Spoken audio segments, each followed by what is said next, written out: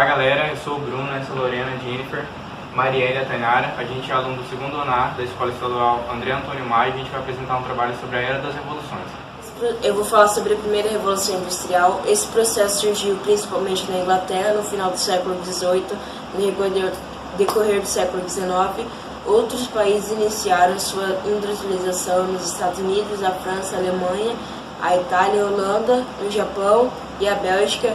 Essa primeira industrialização é chamada de industrialização revolucional, que vai de 1760 a 1860. Os principais recursos utilizados na matéria foram o aço, carvão, o tear mecânico e a máquina a vapor.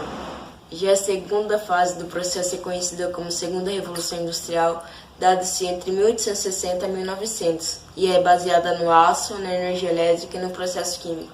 A industrialização define fortemente a era contemporânea e o mundo em que vivemos hoje, fruto dela. O capitalismo adquiriu sua plena expressão através da industrialização e das relações sociais atuais são determinadas pela forma como se estrutura o trabalho e a luta pela sobrevivência. Todos os produtos que os homens usam e consomem e que não são em estado natural foram transformados através do trabalho humano. Entre o trabalho humano e a confecção dos trabalhos passou por uma evolução tecnológica no decorrer da história através do mundo ocidental. Eu vou falar sobre as novas formas de trabalho. Vale destacar que na estrutura socioeconômica, a industrialização consumou a separação definitiva entre o capital, representado pelos capitalistas, donos do meio de reprodução, e na maior parte dos casos, eliminou-se a antiga organização corporativa da produção utilizados pelos artesãos. Os trabalhadores já não eram donos das ferramentas e máquinas, passando a viver a única coisa que lhes pertencia, sua força de trabalho, transformado em mercadoria e explorado ao máximo. Além de não ser dono das máquinas e da matéria-prima, o trabalhador vende sua força de trabalho e seu tempo ao dono da fábrica. O valor que recebe em pagamento não é determinado por ele, mas sim pelo patrão, que em geral não vai remunerá-lo corretamente.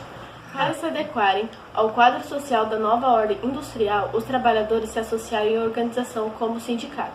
A industrialização estabeleceu a supremacia burguesa na ordem econômica, isto é, toda a estrutura produtiva estava voltada para atender os interesses do lucro da burguesia. Ao mesmo tempo, acelerou o êxodo rural, o crescimento urbano e a formação da classe operária, ou proletariado. As revoluções tiveram uma grande importância para a sociedade atual, e principalmente para o surgimento da era tecnológica vida até os dias atuais. A produção em massa, entre outros avanços, trouxeram grandes problemas e o mundo conheceu o capitalismo e a busca pelo lucro. Em relação aos problemas, surgiram movimentos revolucionários para tentar melhorar as condições de vida dos trabalhadores. É correto afirmar que revoluções aqui apresentadas e relatadas marcaram toda uma história e seus reflexos são vividos até os dias atuais e até o seu lado negativo. Foi positivo para os trabalhadores, foi uma forma de lutar pelos seus direitos e o mundo conheceu a industrialização. Para entendermos o que é revolução, temos que entender primeiro o que estava acontecendo na França. Estava acontecendo o antigo regime, onde o governo retinha todo o poder, e a França estava numa crise econômica gravíssima. O clero e a nobreza não pagavam impostos, e o pessoal estava passando fome por causa das guerras que a França havia perdido. Então a população queria uma mudança. O rei chegou a se reunir com os Estados Gerais para ver se conseguia fazer alguma reforma, mas acabou que o próprio rei dissolveu essa reunião. E acabou com isso a formação da Assembleia Constituinte, e a França precisou formar também uma Constituição. Então, em 1789, foi o ano que a gente considera que começou a Revolução Francesa, porque no dia 14 de julho aconteceu a chamada Queda da Bastilha. A Bastilha era uma prisão antiga que existia na França e era o grande símbolo do absolutismo. O lema dos revolucionários era liberdade, igualdade e fraternidade, porque resumia bem o desejo do terceiro Estado. Ainda em 1789, teve a chamada Declaração dos Direitos do Homem e do Cidadão. Esse documento trazia vários ideais iluministas e liberais. Ele trazia a ideia de que as pessoas tinham que ser iguais e que ia contra o governo do antigo regime.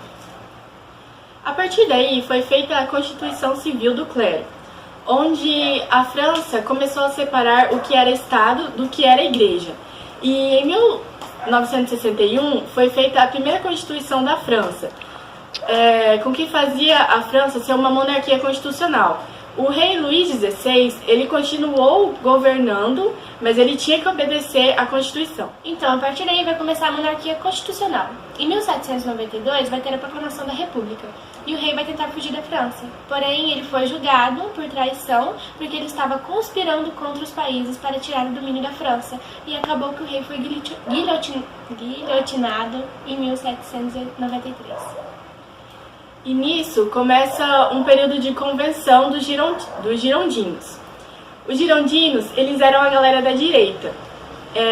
Já os jacobinos, eles eram a favor das revoluções. Porém, os jacobinos tomaram o poder e colocaram uma nova constituição, na qual trouxe o voto universal. Os jacobinos vão começar o período do terror. É considerado que a Revolução Francesa acabou em 1799, quando Napoleão Bonaparte assumiu o poder e acabou com todas as coisas boas que a Revolução trouxe para a França.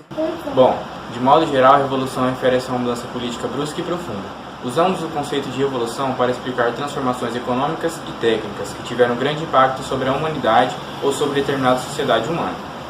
Na história moderna, as transformações provocadas pelo desenvolvimento industrial na Inglaterra a partir do final do século XVII também têm sido caracterizadas como Revolução Industrial.